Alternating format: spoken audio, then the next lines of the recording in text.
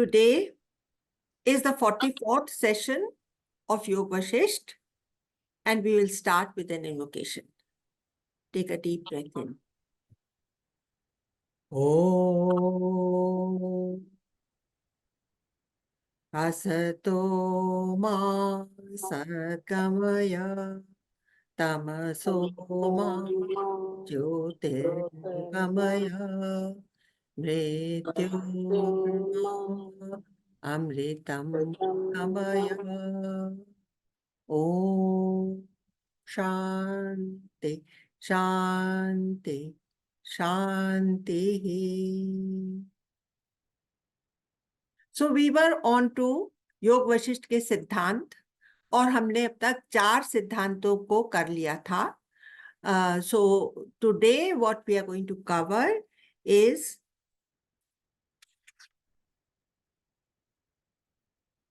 आत्म तत्व का साक्षात्कार. That means the personal or personal Digdarshan of the Brahma Tattva is the only proof. Personally, when you feel it here, that becomes the only proof. That's what he's saying in this. And then the other one is Advait. He tells us the principle of Advait, what it is, or why is it important to be in this in order to, what is the actual lakshya of योग वशिष्ठ? कि समस्त दुखों की निवृत्ति और परम आनंद की प्राप्ति. We are heading towards that. That is the goal. In life also, we make happiness our goal, not knowing that from worldly things one can never expect perpetual happiness, because the world is a combination of sukh and dukh, and no pleasure is everlasting. All pleasures are there for a short while, but we have made that the aim of our life also, to run after pleasures. Now, when we come in contact with higher knowledge, we make a little shift and we move towards an internal journey which is taking us to who we are. And there is the role of Advait, non-dual. So we will arrive at both these things. I just want to revise, though I have told you this before, that the original Shastra of Yoga Vashisht is a very, very big book which consists of 32,000 verses. Somewhere along the line, someone, we don't know who, has written Yoga Vashisht Sar, which consists of 232 verses. So from 32,000, it has been reduced to 232 verses.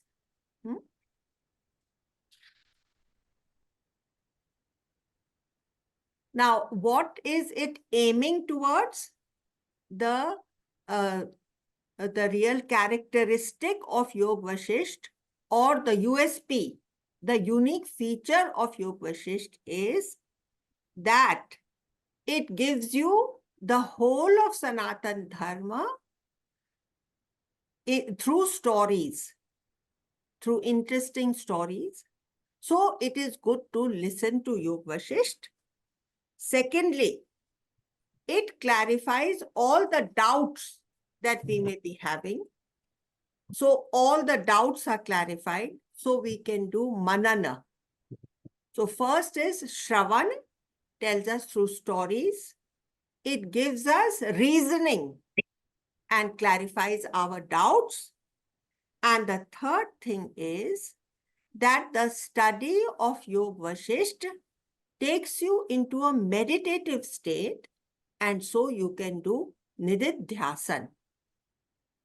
So, Shravan, Manan, Nididhyasan or meditation happens during the course of going through this text of Yoga Vasishtha. And a very, very beautiful thing automatically happens, that if you are enlightened, then it is a direct pointing of who you are. For all those who are enlightened, it points directly to the self. Unless you've had that experience, you won't find that every sentence is pointing to that. But if you are enlightened, then you feel, अरे ये भी तो बात वहीं पर, जैसे हम लोगों ने जब गुरुदेव की बुक करी Celebrating Silence, then we realized that to every topic, Gurudev is only talking consciousness. He only brings you back to your consciousness, which is what Yoga Vasishtha is also doing. How does it do it? जैसे कि, suppose this is a flask of water. So this is a flask of water and nothing other than a flask of water. Thus also, the whole world is nothing but the consciousness. It is that one substance out of which the world has been created. Like when you are touching a pot, suppose you are touching a pot, you are essentially touching clay. When you are touching the world, you are essentially touching Brahma. When you are touching a cloth, you are essentially touching the threads out of which it is woven. Is that clear? You have to be touching the threads when you are touching cloth.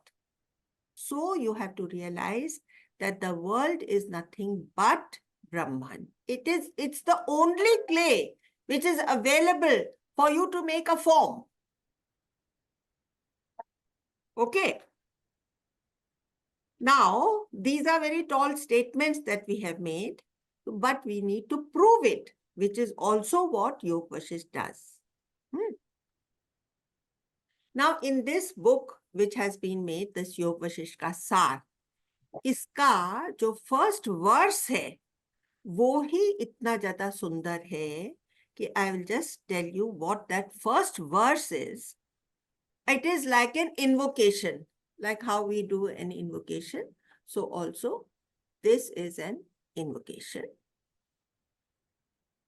So it says, the meaning of the Sanskrit is that which is दिशा, काल और वस्तु से परे है. ये जो वस्तु है, जो ये तत्व है, ये दिशा, काल और वस्तु से परे है.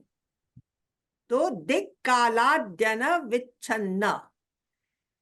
दिक् काल, दिग्, दिशा.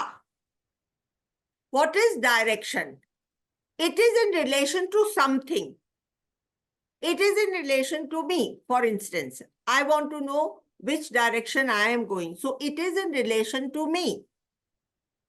So how many dishas are there? There are 10 dishas. How are there 10 dishas? North, south, east, west. For northwest, southwest, northeast, southeast. 8 हो गया. ऊपर और नीचे 10 हो गया. Is that clear to everybody? So इस तरह से ये 10 दिशाएं. और काल, काल का क्या मतलब होता है? समय. समय का मतलब होता है अगर इस समय है तो उस समय नहीं होगा. जिसका जन्म होता है वो जन्म के पहले नहीं था और जन्म के बाद भी नहीं होने वाला है. तो वो it is with in a certain period. लेकिन कृष्ण भगवान गीता में क्या कहते हैं कि ऐसा कोई काल ही नहीं था जब मैं नहीं था और तुम नहीं थे और ये राजा लोग भी नहीं थे. और न ही ऐसा कोई समय आएगा जब तुम नहीं होगे मैं नहीं होगा, या और ये राजा लोग नहीं होंगे। तो what is he talking about? Is he talking about the body? He is talking about that तत्व जो कि beyond time है। तो ये बोल रहा है, दिक् कालाद्यान वच्छिन्न, दिक् कालाद्यान वच्छिन्न। This is the first line. वच्छिन्न मतलब उससे शून्य, दिग काल और वस्तु से शून्य है वो। It does not have object limitation also. Object limitation नहीं होने का क्या मतलब है? जैसे कि ये हमारा मोबाइल है, तो ये एक ऑब्जेक्ट है, तो ये एक suppose this I call A, so this A ends here, and another mobile also, if I point, it will be different from this. It is not going to be A. लेकिन जब ऐसी कोई चीज है जिसमें ऑब्जेक्ट लिमिटेशन नहीं है, इसका क्या मतलब हुआ कि इट बिकम्स नॉन ड्यूअल, क्योंकि वो हर जगह है। उसको आप ऑब्जेक्ट के फॉर्म से कभी भी लिमिट नहीं कर सकते। सो दिग काल और वस्तु के लिमिट से जो बाहर है, वो है वो ब्रह्म तत्व, और जो तुम्हारे हर एक्सपीरियंस से प्रूव होता है। तो हम लोगों ने पहले क्या कहा था कि आज हम लोग क्या कवर करेंगे कि प्रमाण, आत्म तत्व का साक्षात्कार ही उसका प्रमाण है। हम टॉल स्टेटमेंट्स करते जाएं और उसका प्रूफ फर्निश नहीं करें तो उन स्टेटमेंट्स का कोई मतलब नहीं होता है। तो इसलिए हम उसको प्रूव भी करेंगे कि कैसे हमारा हर एक्सपीरियंस जो है वो उसी से पॉसिबल हो रहा है। Every experience proves it. इसके लिए संस्कृत में शब्द क्या है? स्वानुभूतिर कमानाय, स्वानुभूतिर कमानाय नमः शांताय तेजसे।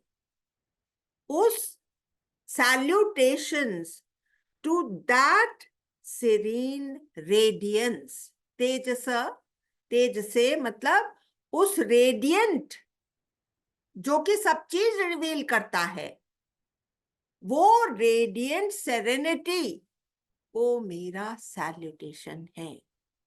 इस तरह से उन्होंने इस आत्म तत्व को पूरी तरह से डिस्क्राइब भी कर दिया और उसमें टिका करके एक उसका इशारा अपनी तरफ कर दिया कि तुम ये पर्सन अपने आप को भूल जाओ, उस तत्व में टिक करके इस पुस्तक को पढ़ो। हाँ, ये उनका इन्वोकेशन है।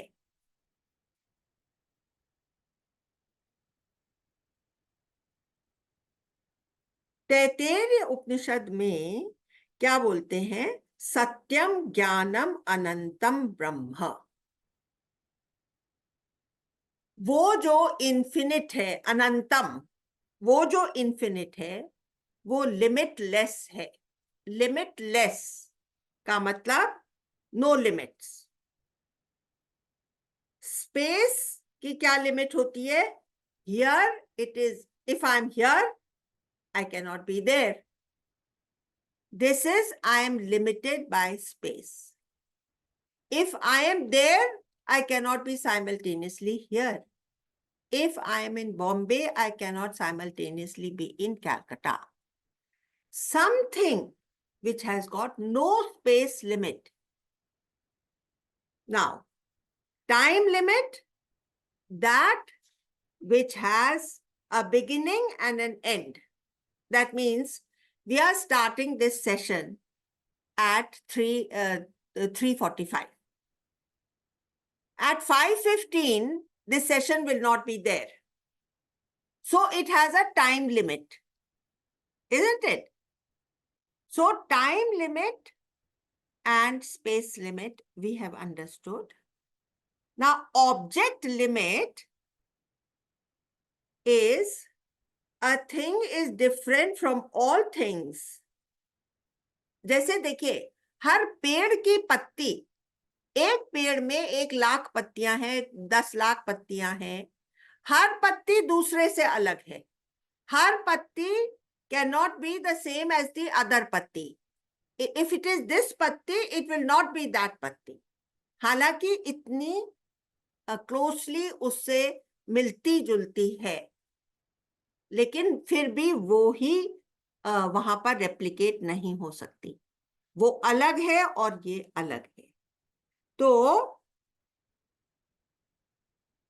this is a fancy way of saying that the world is full of variety. This object limit. ये ऑब्जेक्ट इसमें ही कंटेंट है, वो ऑब्जेक्ट इससे अलग है. ये ऑब्जेक्ट की लिमिटेशन है. और फिर मैंने आपको बता दिया कि ब्रह्म इज बियॉन्ड दैट, तो इसलिए वो नॉन ड्यूअल हो गया. और इसका सबसे आसान तरीका है पानी और वेव का एग्जाम्पल लेना, कि अगर हम ये वेव हैं, तो हम अगर वेव से अपना कांटेक्ट कर रहे हैं, तो वो वेव जो है वो it is nothing but water.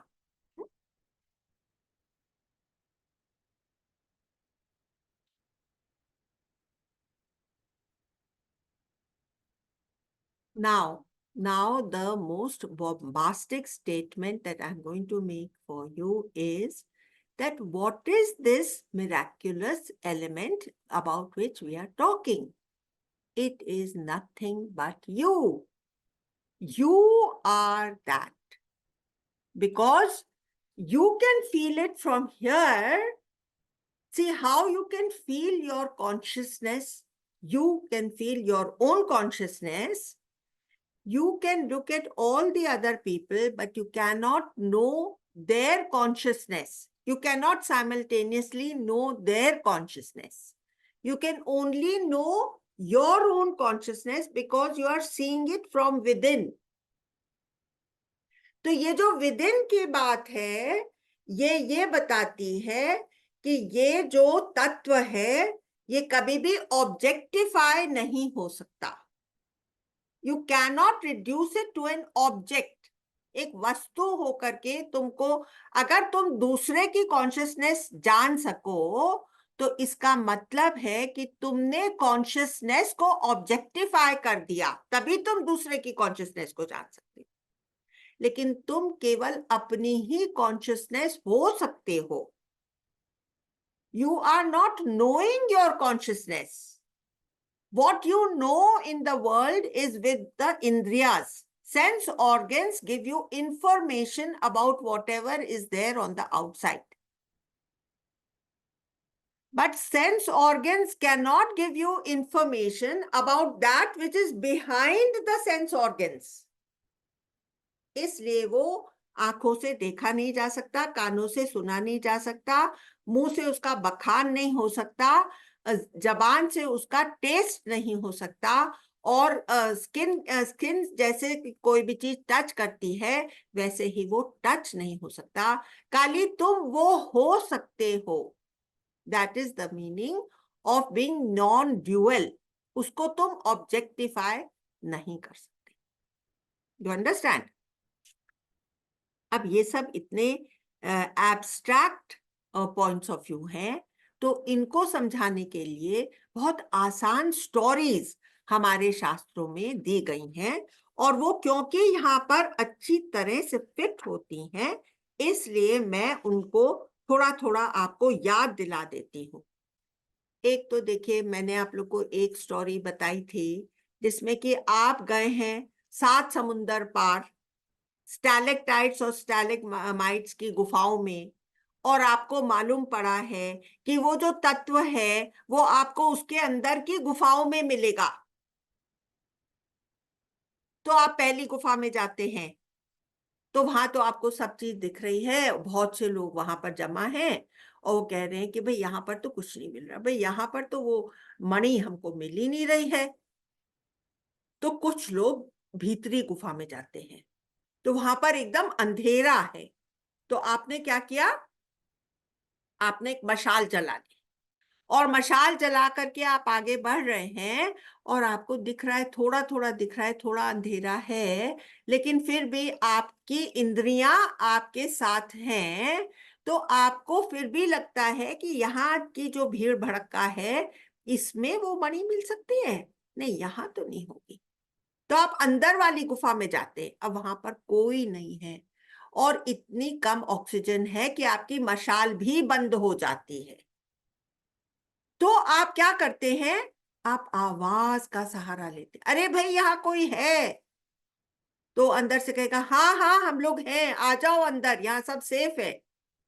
तो उस आवाज के सहारे जब आप चल रहे हैं तब वहां पर भी आपको कुछ भी अलग सा महसूस नहीं होता, ना आप कुछ अलग सा कुछ प्राप्त करते हैं।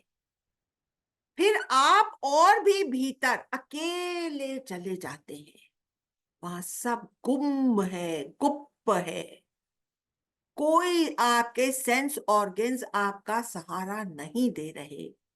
मन भी अंदर से अवाक हो गया, कोई थॉट्स भी चलने बंद हो गए। You are wonderstruck, you are just like struck by something, like startled. Mind has come to an end. There also you come to know I am, I am, I am. Existence, मैं हूं, ये आवाज आपको अपने भीतर से आ रही है। ये जो मैं हूं की आवाज आपको अपने भीतर से सुन रही है। ये जो एक अनुभव आपका अपना हो गया है, which has been beyond the senses. This is where you have discovered it. But आपको अभी भी उसकी पहचान नहीं है, क्योंकि आपको कोई गुरु नहीं मिला है जिसने आपको बताया कि भाई यही है वो तत्व। Then when somebody tells you, हाँ तुम सही जगह हो, हाँ तुमको सही एहसास हुआ है और तुमको एक अद्भुत एहसास हुआ है जो कि beyond your sense organs and mind है, and this is your reality which is behind the sense organs. You understand? Then you become aware. फिर इसी तरह का इसको और प्रैक्टिकल वे में बताने के लिए हमने ये कहा था कि हम जैसे आईसीयू में हैं और हमारा एक बहुत बड़ा सा एक्सीडेंट हो गया है जिसमें हमारी सब इंद्रियां डैमेज्ड हो गई हैं। फिर भी उस आईसीयू में लेटे हुए हमको मालूम पड़ता है मैं हूं, मैं हूं। ये कौन सा मैं हूं है? This is the same that we have experienced in that little melodramatic example which we had cited earlier about the 7 gufas. है ना? Then the third that we had also told you another story of the 10th man. The 10th man story also fits over here when the Guru points out yourself as the 10th man. All the other people, we were not counting this one, the inner one, because we have always tried to count on the outside. What we have got so much in the habit of being dependent on what our senses are telling us, that we don't remember to look within. And that's what the 10th man story is. So these are very popular analogies which are told to us in... Excuse me, Mausi ji. Excuse me, Mausi ji. हाँ. Our senses and our senses within are not somehow interconnected? See, the senses are an instrument. They are connected, and that is why we feel that they are alive. But they are an instrument. It's like having so many instruments or gadgets. Suppose you have purchased one laptop from the market. So you brought it home, but it is lying in the box as a dead object. You have taken it out of the box, and still it is of no use to you because it is insentient. And you plug it in, and suddenly from the outside, it has got that capacity to get plugged in to electricity. That capacity it has, that is built in. But unless the outer electricity comes into it, they will remain as dead objects. All our senses are dead objects. It's only when they get connected to the man, which is like a prism, it catches that power, which is the Brahma ka power. It has that capacity. Human being के अंदर वो capacity है कि वो catch कर लेता है. अब एक लकड़ी का तना पड़ा हुआ है जंगल में. अब उसके अंदर वो कैपेसिटी नहीं है कि वो कैच कर ले. लेकिन एक ह्यूमन बर्थ की इंपॉर्टेंस है कि इसके अंदर मन के जैसा इंस्ट्रूमेंट है which can act like a plug. उसके अंदर जा सकता है. तो सबसे ज्यादा इसके अंदर वो ब्रह्म का पावर शाइन करता है, और वो फिर हमको ये भ्रम पैदा कर देता है कि मैं करता हूं, मैं जानता हूं, मैं ही तो सब संभाल रहा हूं. क्योंकि वो ब्रह्म तत्व इतना इसके साथ मिल जाता है, अंग संग हो जाता है, अपने आप को छुपा लेता है कि इसको ये भ्रम हो जाता है कि मैं ही सब करता हूं. Is your question answered, Mamta? All the sense organs are instruments, dead instruments. They are powered by the power of Brahma. मन के बिना ये सब कुछ काम के नहीं है. और मन भी बेकार है जब तक कि वो इस ह्यूमन फॉर्म के अंदर नहीं बैठ जाता. फिर वो प्रिज्म की तरह से शाइन करता है, उसकी खुद की कोई लाइट नहीं होती. तब वो प्रिज्म जो है वो कैच कर लेता है ब्रह्म की सेंशियंस. मन इज ऑल्सो कॉल्ड अंतःकरण. ये 5 बाहर के इंस्ट्रूमेंट्स है और मन अंदर का इंस्ट्रूमेंट है, पर है ये इंस्ट्रूमेंट ही. Is that clear, Mamata? Anybody else has any question? Possibly. Yes. Okay. Good. अब योग वशिष्ठ एक और बात करता है कि वो कहता है कि देखो, जब हम भगवान में डूब जाते हैं, हमारा मन भक्त की तरह से उसके अंदर रम जाता है, हम अपना सब कुछ उसके ऊपर न्यौछावर कर देते हैं, अपने आप का हमारा पूरा समर्पण हो जाता है, तो वो भी एक बहुत ऊंची स्टेट है और वो भी हमको बहुत आगे तक ले जाती है. तो ये भक्ति मार्ग है. या जैसे कि एक राजयोगी है, वो कहता है कि मैं मन को स्टिल करूं. ये चंचल मन की वजह से मेरे को मेरा अंतर का तत्व मालूम नहीं पड़ रहा. तो वो अपने माइंड को स्टिल करने के लिए योग मेडिटेशन करता है, yogic meditation to still the mind. हम लोग करते हैं वेदांतिक मेडिटेशंस, जो कि मन को थोड़ी थोड़ी देर स्टिल करके हमको अपने तत्व को पकड़ा देती है. So there are all these different ways which also lead us very close to where we want to go. If that is the goal of our life, self-realization is the goal of our life, all these things will be also very helpful and take us almost there. And then the samajh has to be opened.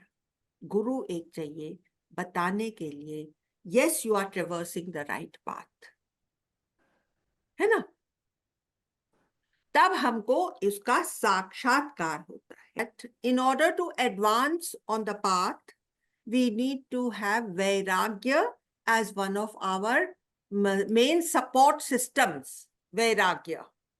इस जगत के pleasures की तरफ अगर हमारा attraction बना रहेगा तब वो हो नहीं पाएगा. You understand? So vairagya, but you don't have to take sannyas. You don't need to take sannyas. It has to be an internal thing. हमको अपना देखिए, वशिष्ठ जो रामचंद्र जी को योग वशिष्ठ बता रहे हैं वो भी गृहस्थ हैं, और रामचंद्र जी तो अभी 16 साल की उम्र के हैं, तो वो भी गृहस्थ आश्रम में ही रह रहे हैं. तो स्टूडेंट गृहस्थ है, टीचर गृहस्थ है, तो इसको बाहर से अप्लाई करने की जरूरत नहीं है. हमको बाहर से संन्यास लेने की जरूरत नहीं है, लेकिन अंदर से हमको सन्यासी अवश्य होना पड़ेगा. Otherwise we will not come close to where we want to be. You understand? This is also a great point which Yog Vashisht has brought out for us. Without having this renunciation as the internal state of our heart, it is not going to be possible. So I think I have covered almost all the points. I wanted to tell you that, there are जो साक्षात्कार ही माना जाता है as the proof of आत्मा क्या है, आत्म तत्व क्या है, उसका ये गूंगे का गुण है. और हम वैसे इसको शब्दों में समझा नहीं सकते, क्योंकि ये शब्दों से परे की चीज है और खुद को अनुभव कर सकते हैं. तो नॉर्मली 3 प्रमाण दिए जाते हैं. प्रत्यक्ष प्रमाण, जो ऑब्वियसली हमको सेंसेस के द्वारा दिखाई दे रहा है, वो हमारे लिए एक प्रमाण होता है. दूसरा अनुमान प्रमाण. अनुमान प्रमाण क्या होता है? वो भी सेंसेस के ऊपर ही डिपेंडेंट है, लेकिन हम लोग इन्फर करते हैं. जैसे हमने आग देखी, तो ये तो हो गया प्रत्यक्ष प्रमाण. अब आग तो नहीं दिख रही है, धुआं दिख रहा है, तो हम क्या इन्फर करते हैं कि कहीं ना कहीं आसपास में आग लगी होगी. ये हुआ दूसरा प्रमाण, जिसको कि बोलते हैं अनुमान प्रमाण. और तीसरा प्रमाण क्या माना गया है? आगम प्रमाण. जो शब्द, शास्त्रों के शब्द हैं, या किसी ऐसे पहुंचे हुए व्यक्ति के शब्द सुन करके हम कहें कि अगर वो बोल रहा है तो इस बात पर मुझे पूरा विश्वास हो जाता है, क्योंकि उसके मुख से ये बात आई है. तो वो बोलते हैं कि शब्द प्रमाण या आगम प्रमाण. लेकिन योग वशिष्ठ और हमारे उपनिषद इन तीनों प्रमाणों को छोड़ करके कहते हैं कि जो तुमको अपने भीतर से अनुभव हुआ है, वो ही इस ब्रह्म का साक्षात्कार हो सकता है. और जब तक हमको उसका साक्षात्कार नहीं हुआ, तब तक हम केवल शब्दों तक ही सीमित रहेंगे और हम उसमें टिक नहीं पाएंगे. ना हमारे जीवन में कोई लास्टिंग परिवर्तन आएगा, कोई रूपांतरण होगा, कोई ट्रांसफॉर्मेशन होगा. ये सब संभव नहीं है जब तक कि हमको अपना खुद का साक्षात्कार नहीं होता, जो कि आप लोगों को बार बार अपने वेदांतिक मेडिटेशंस के द्वारा हो चुका है. You mentioned bhakti marg and then you mentioned yogic meditation. So that yogic meditation is refers to Raj what? Yog, Bhakti Raj Yog, Raj Yog and Jnana Yog. So, Karma Yoga, it hasn't been mentioned here, but the four yogas are Bhakti Yoga, Karma Yoga, then Raj Yoga and Gyan Yoga. These are the four yogas. So we have given, when we were explaining Sanatan Dharma, we said that yes, we want to enter the temple which is at the top of the hill. So we can go up to the gate from any direction, from the 10 directions we can take to reach up to the mandir. But the entrance to the mandir is the clarity of your understanding, which is Gyan.